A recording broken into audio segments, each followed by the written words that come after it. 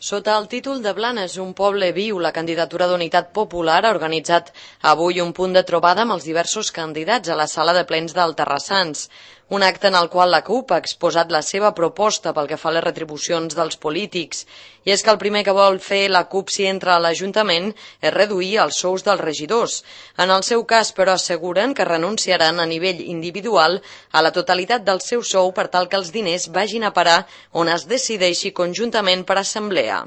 Proposem una rebaixa del 20% del sou dels regidors i el 50% de les retribucions per grup municipal. En el context de crisi, tots ens assenyim una mica el cinturó i, per tant, la CUP publica el seu pressupost. A la falta dels 2 actes que queden, en principi, la despesa serà de 3.000 euros.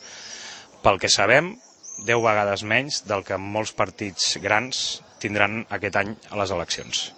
Un acte on la CUP ha aprofitat també per fer públic tant el pressupost de campanya, el material utilitzat, així com la procedència dels diners que s'han invertit. Una iniciativa que consideren necessària per tal que la ciutadania conegui com i amb què es gasten els diners. Així és com la CUP entén el concepte de transparència.